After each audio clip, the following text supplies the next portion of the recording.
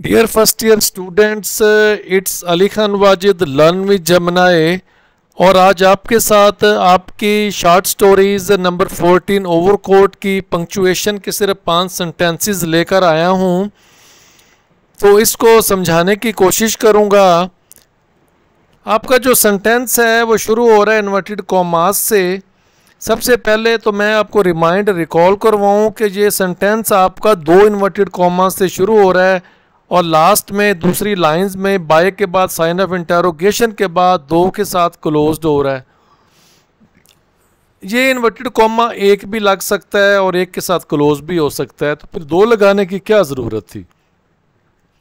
ये जो आपके बरतानवी हैं जिनके हम फॉलोअर्स हैं इंग्लिश के, वो इन्वर्टेड कॉमास 2 लगाते हैं ओपनिंग के लिए, बिगिन के लिए, बिगनिंग के लिए और 2 ही क्लोज की। जबकि हम जो अमेरिकन्स हैं वो एक इन्वर्टेड कॉमा प्रेफर करते हैं लगाने के लिए, जबकि दोनों का मकसद एक ही है। अब इसमें मैंने रिपीटेडली आई एम सेइंग कि जब 2 बंदे आपस में कम्युनिकेट कर रहे होते हैं, बातचीत कर रहे होते हैं, उनकी स्टेटमेंट को इन्वर्टेड कॉमास में लिखा जाता है। तो ये आपको याद होगा कि जब ये आदमी जिसने ओवरकोट पहना है वो बेंच पे बैठा हुआ था, तो पान वाला उसके पास से गुजरता है। वो उसको कहता है कि तुम्हारे पास रेज़गारी होगी है तो मुझे दे दो।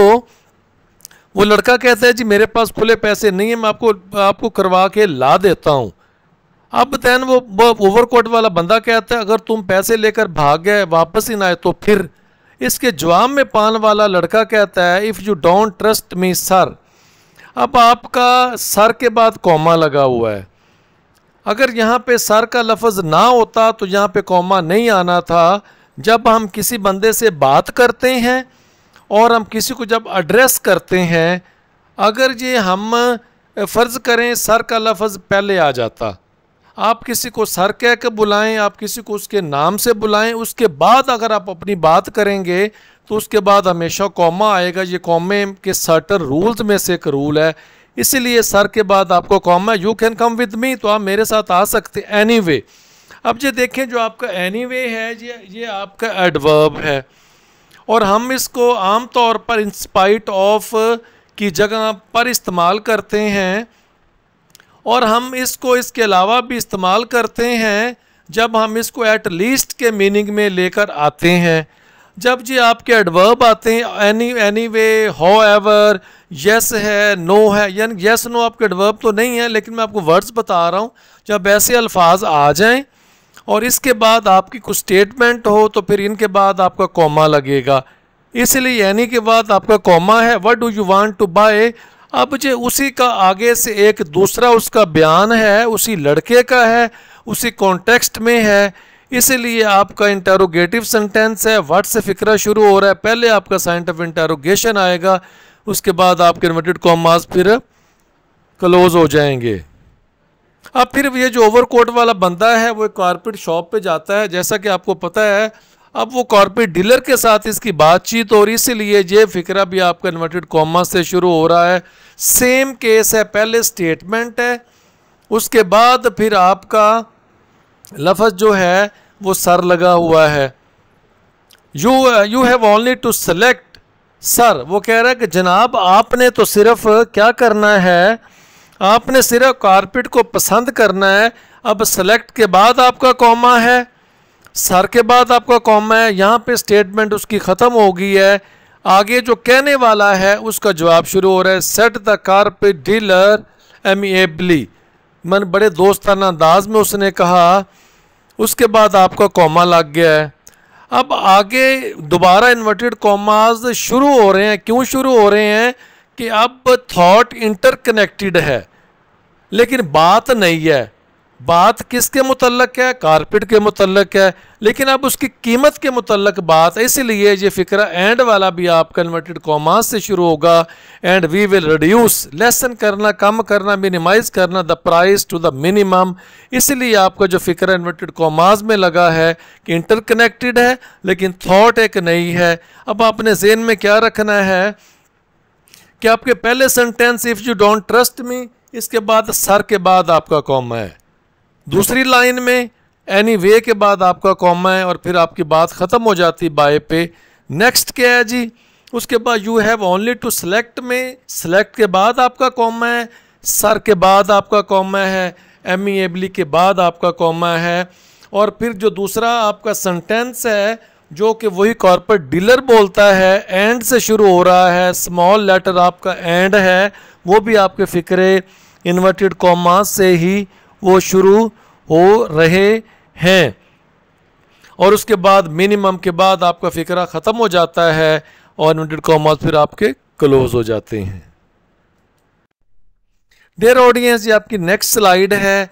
अभी आपस में कम्युनिकेशन हो रही है कारपेट डीलर की और उस यंग मैन की। अब जो यंग मैन है वो उसका शुक्रिया अदा करता है। जब उसने बात की थी तो उसकी बात भी इन्वर्टेड कॉमास में थी, इसीलिए जो इसकी बात हो रही है ये बात भी आपके इन्वर्टेड कॉमास में। थैंक यू सो मच के बाद आपका कॉमा है। यंग मैन सेड, जब एक बंदा बात कर लेता है और कहने वाले का जिक्र बाद में आता है तो उसकी कही बात के बाद आपका कॉमा है, जैसे सो मच के बाद आपका कॉमा है और उसकी बात यंग मैन की ख़त्म हो गई है।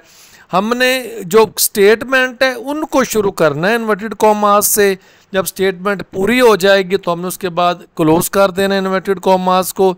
यंग मैन सेड अप्रूविंगली, तो उस नौजवान ने हाँ में हाँ मिलाते हुए, मुस्बत अंदाज में हाँ करते हुए उसने कहा।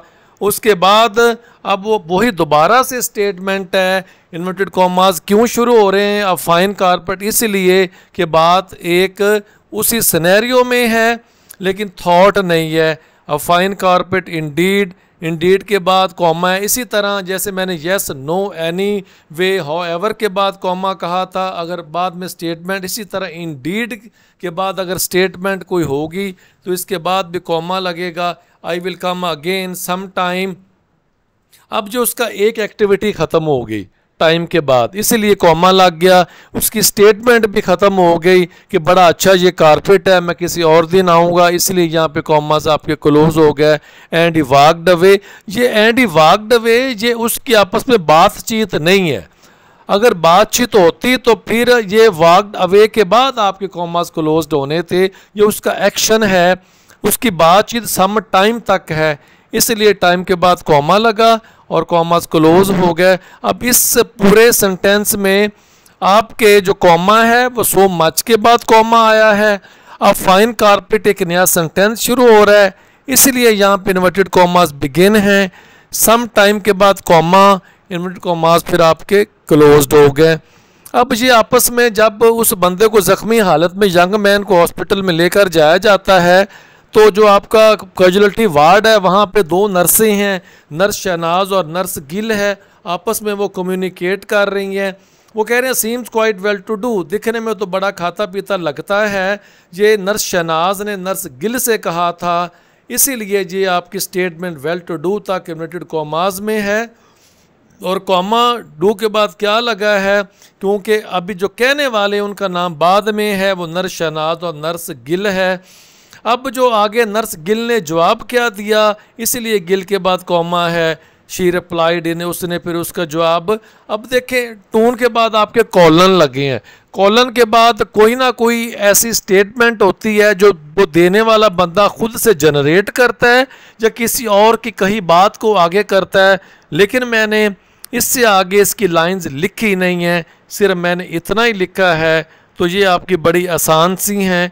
जो दूसरी मैंने लिखी है इसके चांसेस वैसे बहुत कम हैं आने के, लेकिन ये लिखी मैंने इसीलिए है कि वेल टू डू ये आपका हाइफन में है, हाइफनेटेड चीज़ है। शायद कहीं आपका पेपर सेटर ये दे ना दे, लेकिन इसके चांसेस वैसे बहुत कम हैं। डियर फर्स्ट ईयर स्टूडेंट्स, ये आपकी लास्ट और 5वीं पंक्चुएशन सेंटेंस है। लास्ट स्लाइड पे मैंने जो उसमें दूसरी थी मैंने कह दिया था ये इतनी इंपॉर्टेंट नहीं है, सिर्फ हाइफन की वजह से मैंने दिया। तो टोटल 4 इसकी आपकी जो पंक्चुएशन सेंटेंसेस हैं जो आपके सामने हैं। अब ये देखें लास्ट क्या है, 1422 रुपीज़, 32 रुपीज़, यानी कि 32 जब फिगर्स बढ़ जाएंगे 2 यानी कि 35 हो जाएगा, तब भी 30 के बाद आपके ये हाइफन लगेगा। अगर खाली 10 होंगे फिर हाइफन नहीं आएगा, दो अलग अलग चीज़ें होंगी, उनको हम अलग अलग करने के लिए फिर हाइफन लगाते हैं और ये आपके हाइफनेटेड कंपाउंड वर्ड्स भी कहलाते हैं। रुपीज़, अब उसके बाद कॉमा है, उसके बाद सर है, और यहाँ पे उसकी जो बातचीत है कीमत की वो फाइनल हो जाती है। द यंग मैन फ्राउंड, जो यंग मैन था उसने तेवरी चढ़ाई। एज इफ़ टू सजेस्ट, जैसे वो ये कहना चाहता हो, तसर देना चाहता हो। किस चीज़ का तसर है, उसका एक एक्शन है, वो एक्शन इसके बाद है, इसलिए कॉमा सजेस्ट के बाद आया है। अब उसकी स्टेटमेंट क्या, ओ सो मच। अब ये फ़िक्रा जैसे आपकी कम्युनिकेशन है डीलर के साथ, अब अगर ओ, ये आपकी इंटरजेक्शन है, ओ के बाद अगर ओ खाली लफ्ज़ होता, इसके बाद स्टेटमेंट ना होती, तो इसके बाद फुल स्टॉप लगना था और ये कॉमास क्लोज हो जाने थे। इसी तरह नो या यस के बाद अगर कुछ स्टेटमेंट होगी तो फिर नो यस के बाद कॉमा आएगा। अगर कुछ स्टेटमेंट यस नो के बाद नहीं होगी तो इन्वर्टेड कॉमास में लिखने के बाद वहाँ पे फुल स्टॉप लगा दिया जाता है। ओ सो मच, उसने कहा ये तो ऐसी है जैसे बहुत ज़्यादा कीमत है, मच के बाद आपका फुल स्टॉप आ गया। डियर स्टूडेंट्स, इस पूरे सेंटेंस, एक सेंटेंस है, 32 के दरमियान हाइफन है, रुपीज़ के बाद कॉमा है, सर के बाद फुल स्टॉप है और कॉमास फिर आपके क्लोज हो गए हैं। नेक्स्ट आपका सजेस्ट के बाद सिर्फ कॉमा है और वो जो तासर देना चाहता है, देता है, ओ सो मच, ये आपका इन्वर्टेड कॉमास में लिखा जाएगा और इसमें आपकी कोई चीज़ ऐसी नहीं है जो नई थॉट देने वाली हो, इसलिए इस फिक्रे में कहीं भी कोई कॉमा नहीं है। डियर स्टूडेंट्स, ये आपकी 14वीं ओवरकोट की जो पंक्चुएशन है ख़त्म हो गई है। अब इसके बाद आपकी एप्लीकेशंस हैं वो भी इंशाल्लाह इसके फौरी बाद वही मैं अभी अपलोड करने जा रहा हूँ।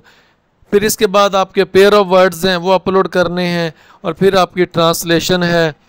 टाइम कम है क्योंकि आपके पेपर शुरू होने वाले हैं, तो यही नीयत है कि आज और कल 2 दिन में आपकी ये सारी चीज़ें अपलोड कर दूं ताकि आप इससे कोई ना कोई फ़ायदा उठा लें। अब आपने क्या करना है, आपने सिर्फ सब्सक्राइब करना है अगर आपने नहीं किया हुआ, ताकि आपको फौरी से नोटिफिकेशन आ जाए, फिर आपको ढूंढना ना पड़े कि क्या चीज़ मैंने अपलोड की है या नहीं की हुई है। Thanks you very much for your precious time. Have a good day. अल्लाह हाफिज़।